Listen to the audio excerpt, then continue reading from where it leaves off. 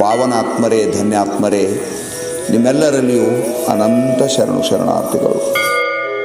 ಮಹಾನುಭಾವರು ಹೇಳ್ತಾ ಇದ್ದಾರ, ಅಪ್ಪ ನೀ ಏನು ಮಾಡ್ತಿ ಗೊತ್ತಿಲ್ಲ, ಮೊದಲು ನಿನ್ನ ಮನಸ್ಸು ಪವಿತ್ರ ಮಾಡು.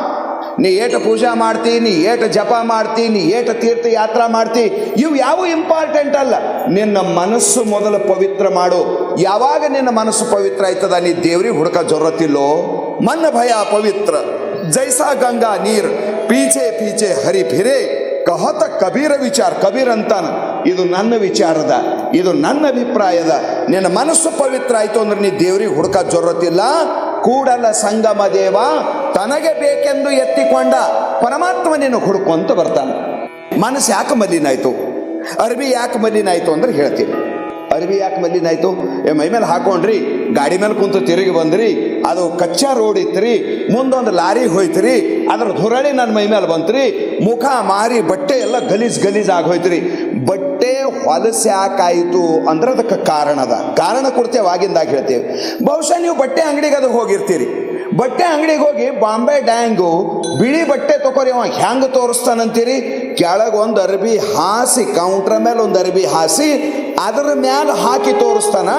ಕೈ ಮುಟ್ಟೋದ್ರ ಮಾಸ್ತದ. ಆ ನಮ್ಮನ್ನ ಅಷ್ಟು ಶುಭ್ರ ಇರ್ತದ. ಆ ಶುಭ್ರ ಇದ್ದಿದ್ದ ಬಟ್ಟಿ ಹಿಂದಕ್ಕೆ ಹಳ್ಳ್ಯಾಗ ಒಲಿ ಮ್ಯಾಲ ರೊಟ್ಟಿ ಮಾಡ್ತಿದ್ರು, ಬ್ಯಾಳಿ ಎಲ್ಲ ಕುದಿಸ್ತಿದ್ರು. ಒಲಿ ಕಟ್ಟಿಗೆ ಅಥವಾ ಕುಳ್ಳು ಹಾಕಿ ಅದ್ರ ಹೊಗೆ ಜಾಸ್ತಿ ಬರ್ತಿತ್ತು.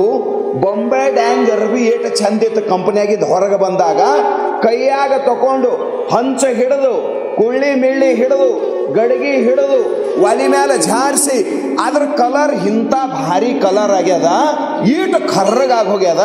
ಯಾವ ಡಿಟರ್ಜೆಂಟ್ ಪೌಡರ್ಗೂ ಮಣೆ ಅಲ್ದದು, ಹಾಂಗಾಗಿ ಹೋಗ್ಯದ. ಬಿಳಿ ಬಟ್ಟಿ ಹ್ಯಾಂಗ ಮಲಿನ ಆಗ್ಯಾದೋ ಹಂಗ ನಮ್ಮೆಲ್ಲರ ಮನಸ್ಸು ಮಲಿನ ಆಗ್ಯದ. ಮಲಿನ ಯಾಕಾಯಿತು ಅಂದ್ರೆ ಅವ್ರು ಹೇಳಿದ್ರು, ನಿನ್ನ ಮನಸ್ಸಿಗೆ ಮಲಿನ ಮಾಡ್ಯದ ಗುಣದಿಂದೇ ಶುದ್ಧ ಆಗ್ತದ, ಗುಣದಿಂದೇ ಮಲಿನ ಆಗ್ತದ.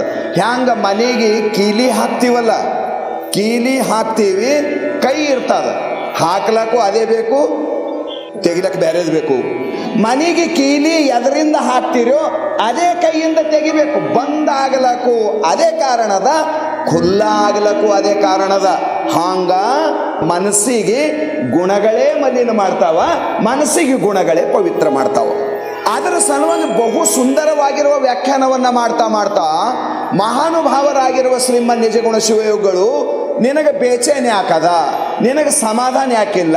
ರೊಕ್ಕ ಇದ್ರೂ ಸಮಾಧಾನ ಇಲ್ಲ, ರೂಪಾಯಿ ಇದ್ರೂ ಸಮಾಧಾನ ಇಲ್ಲ, ಮನಿ ಇದ್ರೂ ಸಮಾಧಾನ ಇಲ್ಲ, ಗಂಡಗೆ ಹೆಂಡತಿಗೆ ಗಂಡ ಇದ್ರೂ ಸಮಾಧಾನ ಇಲ್ಲ, 4 ಮಕ್ಕಳು ಹುಟ್ಟ್ಯಾವಂದ್ರೂ ಸಮಾಧಾನ ಇಲ್ಲ, ಮೈ ಮೇಲೆ ಬಂಗಾರ ಹಾಕೊಂಡ್ರೂ ಸಮಾಧಾನ ಇಲ್ಲ, ಬೇಕಾಗಿದ್ದ ಅಡಿಗೆ ಊಟ ಮಾಡಿದ್ರೂ ಸಮಾಧಾನ ಇಲ್ಲ. ಎಲ್ಲ ಸಂಸಾರ ಸುಖಕ್ಕಾಗಿ ಸುತ್ತಮುತ್ತ ಹರ್ಕೊಂಡೇವಿ. ಮನಸ್ಸಿನ ಸುತ್ತ ಸಾಮಾನಾದು, ಮನಸ್ಸು ಮಾತ್ರ ಬೇಚೇನಾಯ್ತು. ಕಾರಣ ಏನು? ಯಾವ ವಸ್ತುವಿನೊಳಗೆ ಸುಖ ಅದ ಅಂತ ಅವೆಲ್ಲ ಹರ್ಕೊಂಡು ಕುಂತಿದಿ. ಸುಖ ಏಟ್ ಸಿಕ್ಕದ? ಎದಿ ಮೇಲೆ ಕೈ ಇಟ್ಕೊಂಡು ಆಣಿ ಮಾಡಿ ಹೇಳನಿ, ಈ ಸಂಸಾರದಾಗ ನಿನಗೆ ಸುಖ ಏಟ್ ಸಿಕ್ತು.